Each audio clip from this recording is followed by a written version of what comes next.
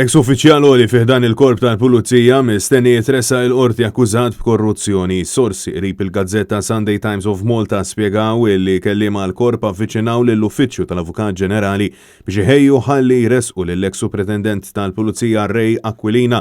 Dan kif mill-ewwel indikazzjonijiet jidher illi l-investigazzjonijiet waslu fit-tmiemhom brabta ma' leaks li kienu jseħħu fl-investigazzjoni tal-qtil ta' Daphne Caruana Galizia.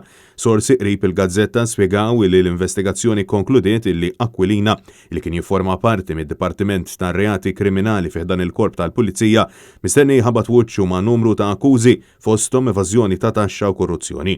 U dan kollu brabta ma' relazzjoni li kellu ma' negozjant Jorgen Fenech illi allegatament kien involut fl-omiċidju tal-ġurnalista.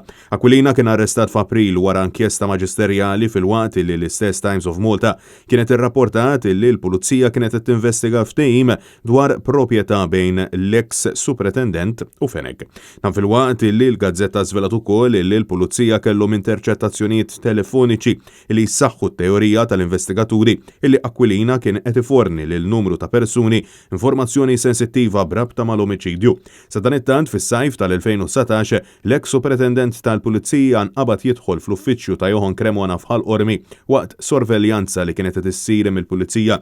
Mix-xhieda instemet fil-qorti Cremona allegatament u l-persuna li kienet tagħmilha ta' intermedjarju bejn Jorgen Fenech, il-middleman Melvin Thoma u l-ex Chief of Staff Kastilja Keith Kembri.